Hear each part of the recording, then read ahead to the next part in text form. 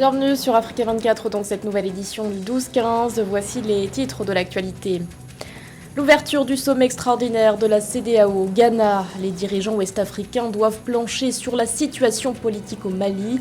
Un sommet marqué notamment par l'absence de l'homme fort du pays, le colonel Assimi Goïta.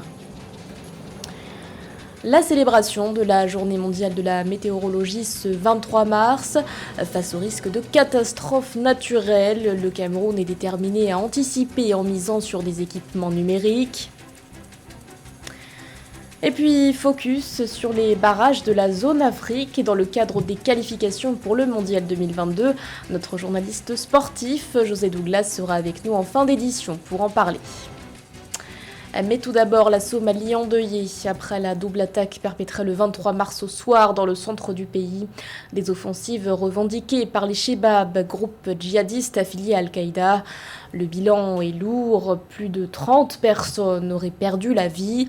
Parmi les victimes figure notamment une députée de l'opposition, Amina Mohamed Abdi, décédée des suites d'un attentat à la bombe survenu dans la commune de Beledweyne. Sa dépouille et celle d'un autre député, Ali Abdi Douloul, ont été rapatriées ce 24 mars à Mogadiscio. Ce drame qui a provoqué l'émoi au sein de la classe politique suscite par ailleurs quelques interrogations. Et pour cause, la députée œuvrait à ce que justice soit rendue pour Ikran Talil, une cyber-experte de l'Agence nationale de renseignement et de sécurité qui a été assassinée dans des circonstances troubles. L'actualité, c'est aussi l'ouverture ce 25 mars d'un nouveau sommet extraordinaire de la communauté économique des États de l'Afrique de l'Ouest. Un rendez-vous organisé à Accra, au Ghana, est centré sur la situation politique au Mali. S'il a été invité à prendre part aux discussions, le chef de la junte malienne, le colonel Assimi Goïta, ne sera pas présent. L'homme fort du Mali propose néanmoins d'y participer en visioconférence. Ce sommet intervient quelques jours après la fin de la mission de la CEDEAO à Bamako, mission conduite par le médiateur ouest-africain pour le pays, Goodluck Jonathan, qui n'était pas parvenu à trouver un accord avec les autorités sur la durée de la transition. Et notons qu'à la veille de ce sommet, la Cour de justice de l'UEMOA a émis une ordonnance dans laquelle elle demande la suspension des sanctions économiques imposées au Mali depuis janvier dernier. Un texte qui n'a pour l'heure pas suscité de réaction dans les rangs de la conférence des chefs d'État. Je vous propose d'écouter à ce sujet l'analyse du journaliste et écrivain sénégalais Adama Gaye. La CEDEAO s'est précipitée à édicter des sanctions extrêmes contre le Mali. Ces mesures sont revenues comme un boomerang sur certains de ces pays, en particulier le Sénégal et la Côte d'Ivoire, qui en payent le prix le plus lourd en termes de perte de recettes d'exportation du fait que le Mali a dû trouver d'autres voies pour recevoir ses importations, en particulier l'Algérie et la Mauritanie. Ce qui se passe, c'est que depuis que les pays de la CEDEAO et notamment ceux de l'UEMOA ont adopté ces mesures, croyant pouvoir amener la junte à reculer, à se retrouver à genoux, ce qui s'est passé, c'est que les opinions publiques, non seulement de l'Afrique de l'Ouest, mais au-delà de tout le continent africain, même ailleurs à travers le monde, ont estimé que c'était des mesures néocoloniales qui ont été portées sur le Mali et se sont mises donc ces opinions publiques derrière le Mali. Ce qu'il y a à voir, c'est qu'aujourd'hui, les pays qui se réunissent à Accra sous l'égide de la CEDEAO et peut-être partiellement en privé entre pays membres de l'UEMOA, de la zone francophone, qui sont obligés de tenir compte de la réalité des sanctions qui affectent leurs économies, de tenir compte des positions des opinions publiques qui sont contre ces sanctions, de tenir compte de la rebuffade du juge communautaire qui a infligé, si on peut dire, une gifle à ses chefs d'État. De manière générale, les pays de la CEDEAO, les pays de l'UEMOA vont être obligés de faire contre mauvaise fortune bon cœur et d'aller à Canossa pour accepter de revenir sur leur décision d'imposer des sanctions aussi fortes au Mali. L'actualité nous emmène également au Burkina Faso, où le procès relatif à l'assassinat de l'ancien président Thomas Sankara a repris. Ce 24 mars, la parole était donnée aux avocats d'un des principaux accusés dans cette affaire, le général Gilbert Diendéré, l'ancien chef d'état-major particulier de Blaise Compaoré, qui fait l'objet de plusieurs chefs d'accusation. Attentat à la sûreté de l'État, complicité d'assassinat ou encore recel de cadavres. Rappelons que le parquet militaire a requis 20 ans de prison contre le général. Dans le reste de l'actualité, des résultats encourageants pour les ports tunisiens. Au cours de l'année 2021, l'activité commerciale de ces installations portuaires a connu une hausse de 4%. Une bonne performance dévoilée par l'Office de la marine marchande et des ports. Dans les détails, les ports tunisiens ont traité l'année dernière un peu plus de 28 millions de tonnes de marchandises contre un peu plus de 26 millions en 2020. Alerte précoce et action rapide, tel était le thème de la Journée mondiale de la météorologie célébrée ce 23 mars. Une thématique aux résonances fortes pour le Cameroun, déterminé à trouver des solutions pour anticiper les catastrophes naturelles. Le pays a notamment misé sur des équipements numériques. Roberto Bogby. Avant la phase de rénovation, le Cameroun comptait jusqu'ici 58 stations pour la collecte des données météorologiques, un équipement à base de mercure devenu obsolète et moins efficace. Les autorités procèdent ainsi depuis peu à leur remplacement par des équipements numériques disposant des capteurs qui distribuent les données automatiquement. Collaboration étroite entre le service qui élabore les alertes, qui est dans la direction de la météorologie nationale, et le service en charge de la réduction des risques de catastrophes, qui est pour le cas du Cameroun la direction de la protection civile, de manière à ce que, comme l'indique le thème de cette année, à chaque alerte précoce, qu'il y ait une action rapide. La sous-région Afrique centrale, tout comme les autres à travers le continent, fait face à des catastrophes dont la survenue, faute de moyens efficaces, n'ont pas pu être anticipées. Prises dans leur ensemble et gérées de manière globale, les préventions de catastrophes ont plus de chances d'être performantes. En 2015, les chefs d'État de la communauté économique de l'Afrique centrale ont créé le Centre d'application et de prévision climatologique pour l'Afrique centrale. C'est un centre d'envergure sous-régionale qui est donc appelé à appuyer les États, à renforcer les capacités des services météorologiques nationaux pour l'élaboration des informations destinées à tous les secteurs tributaires du temps et du climat. La Journée mondiale de la météorologie permet aux populations de prendre conscience de leur rôle dans la protection de l'atmosphère terrestre. L'Organisation météorologique mondiale a été créée en 1950. Il tient compte de 4 aspects: le temps, le climat, l'eau et l'environnement. On reste au Cameroun qui abritera prochainement le tournoi international Kamgoué-Ambroise. Ce rendez-vous sportif qui en est à sa 3e édition se déroulera du 28 mars au 1er avril prochain. L'occasion pour les recruteurs européens de détecter de nouveaux talents africains.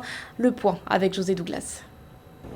Les U16 et U18 sont concernés par ce tournoi international Kamgoué-Ambroise intitulé TICA et sera supervisé par plusieurs recruteurs à Douala entre le 28 et le 1er avril 2022. C'est un tournoi international qui n'a jamais été organisé avant par rapport à la qualité des invités que l'on reçoit. Il y a par exemple l'un des plus grands recruteurs du monde de Manchester qu'on appelle M. Ali Puvers et le grand psychologue de performance de très haut niveau qu'on appelle Ali Roussangou, où moi-même j'y serais, venir regarder des enfants qui jouent un tournoi international, les récupérer, commencer à prévoir de faire des contrats pour les amener en Europe. Jamais ça s'est vu. Des recruteurs venant d'Europe vont prendre position dans les tribunes avec tablettes, appareils vidéo pour repérer ces talents. Ces équipes ont été retenues pour la circonstance chez les 16 ans, Dask, Real Academy, Anafoot, Oyili, Titanic, Real Foot et ACAF, Youn Talent. Et chez les 18 ans, Dask, Titanic, Futur Pro, Bethel, Gazelle, Galactique, Oyili et Jeunesse Sport. L'ambassadeur, effectivement, de ce tournoi, c'est un joueur qui a écrit son nom dans le grand club qu'on appelle Manchester United, qu'on appelle Eric Djemba-Djiba, qui a été pour beaucoup pour l'intégration de notre ami Cristiano Ronaldo. Et puis, José, Djemba-Djiba a déjà son académie aussi qui joue au football. Il y a un tournoi international organisé aussi par M. Fokou Stéphane, avec Ambroise Kamgé, pour pouvoir regarder effectivement l'Afrique donner des contrats directs et non de penser simplement qu'il faut à tout prix avoir des clubs intermédiaires pour que les Africains puissent s'exprimer. Une visite médicale est indispensable pour les jeunes joueurs avant ce tournoi et 3 stades ont été retenus à Douala pour cette opération, celui de Sikam, de Bona Moussadi et l'annexe de Bépanda. Une chance pour les jeunes joueurs camerounais qui aspirent à devenir professionnels comme le grand Roger Mila et d'autres. L'actualité sportive, toujours avec un point sur les barrages de la zone Afrique dans le cadre des qualifications à la Coupe du Monde 2022. Et pour en parler, nous recevons sur ce plateau notre journaliste sportif, José Douglas. Bienvenue. Bonjour Kamesh. Coup d'envoi ce vendredi du tour aller des éliminatoires du Mondial 2022. 10 sélections africaines sont dans la course et il n'en restera que 5. Et je peux vous dire Kamesh, bien que les cœurs commencent à battre très fort. Regardez le tableau avec les affiches à 15h. GMT RD Congo contre le Maroc, Stade des Martyrs. À 17h, toujours GMT Cameroun contre l'Algérie, Stade de Japoma. À 17h, toujours GMT Mali-Tunisie, Stade du 26 mars à Bamako. Et les 8 doivent être déjà remplis. À 19h30, Mali-Tunisie. Donc à 17h, à 19h30, Égypte-Sénégal au Caire. Et à 19h30, toujours Ghana contre le Nigeria. Égypte-Sénégal, match qui sera sous haute tension entre les deux finalistes de la CAN. C'est le Sénégal qui l'avait remporté sur penalty. L'Égypte sur ses terres voudrait une revanche. L'international sénégalais Moustapha Nan nous dit et il souhaite une victoire de son pays, bien sûr. On va tout faire pour ne pas décevoir et pour aller à la Coupe du Monde à la deuxième fois consécutive. Et puis un stade tout neuf qui a été construit pour vous. Oui, c'est tout ce qui prouve que le peuple méritait de gagner cette victoire parce qu'ils font tout pour mettre tous les atouts de notre côté. On va recevoir là-bas l'Égypte. Et j'espère qu'on va faire un bon résultat pour eux parce qu'ils méritent. Donc, ils ont tout fait pour nous mettre bien. Omar Daf, l'entraîneur sénégalais de Sochaux, rend hommage au sélectionneur Aliou Cissé. Il y a eu beaucoup de critiques à son égard. Ça a été très difficile, mais il a tenu le cap et aujourd'hui il est récompensé de tous ses efforts. C'est tout le Sénégal qui est récompensé. Là, je tenais à le féliciter et lui souhaiter le meilleur pour la suite. Et puis, il ne faut pas oublier les 2 pièces maîtresses du Sénégal, notamment le gardien Bernard Mendy et Sadio Mané, l'attaquant, et aussi du côté de l'Égypte, Mohamed Salah. Sidi Napon et Walter Oyono pour en parler. Sur le Sénégal, je veux dire, Bernard Mendy, c'est l'un des meilleurs gardiens actuellement du monde, si on veut bien voir. Même avec les récompenses au niveau de la FIFA, ça devait lui revenir, tout le monde le sait. Au niveau de Sadio Mané, qui a toujours réagi au bon moment, au moment où on l'entend, c'est là on le voit. C'est un garçon vraiment aujourd'hui qui fait le bonheur des Africains et du peuple sénégalais. Oui, Mohamed Salah reste Mohamed Salah. Mohamed Salah n'est plus à présenter. Mais autour de lui,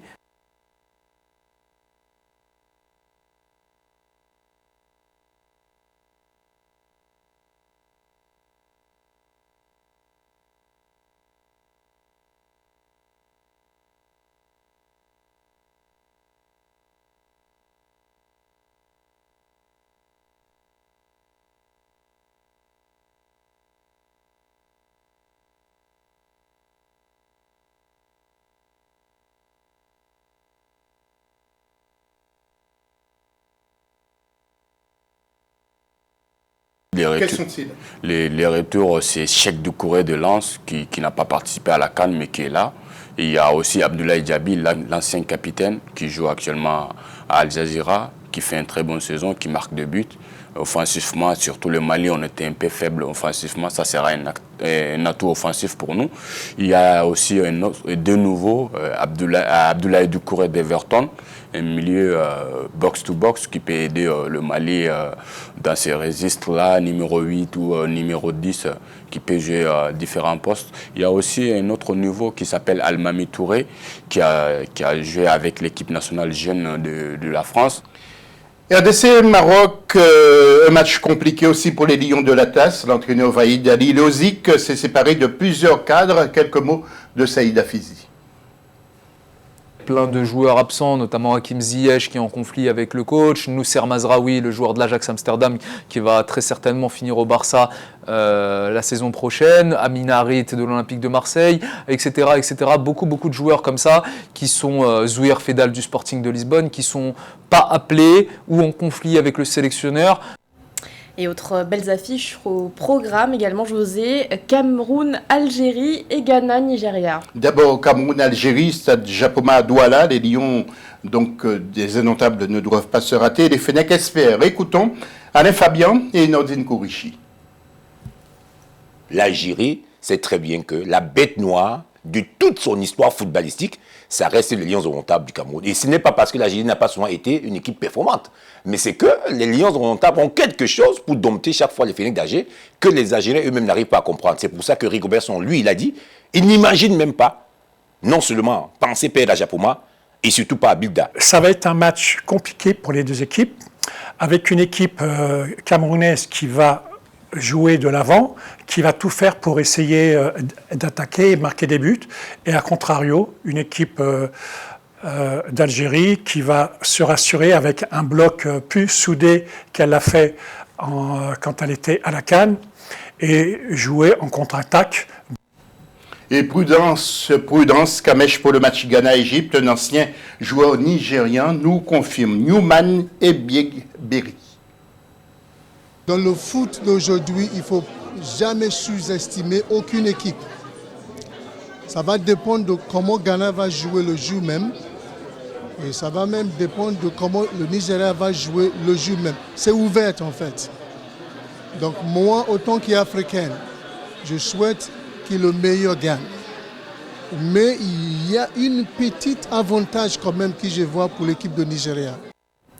Et José, il y avait aussi des matchs amicaux programmés ce 24 mars. 2 matchs ont eu lieu. Kosovo-Burkina Faso 5-0. Bénin a battu Libéria 4-0. Et le match Madagascar-Afghanistan a été annulé. Ce vendredi, il y aura plusieurs matchs, notamment Congo contre la Zambie. Sur ce tableau, regardez, Comores-Éthiopie. Il y aura Liechtenstein contre Cap-Vert. Il y aura également Afrique du Sud contre la Guinée. Et France-Côte d'Ivoire ce soir, que vous n'allez pas manquer, je suis sûr, Kamesh. Et puis samedi, il y aurait certains Angola, Guinée-Bissau, Tanzanie contre Botswana, Libye, Niger, Mauritanie, Mozambique et Soudan contre la République centrafricaine. Merci beaucoup José pour toutes ces précisions. Ce journal a été réalisé par l'ensemble de la rédaction. Merci de votre fidélité. L'actualité continue sur Africa 24.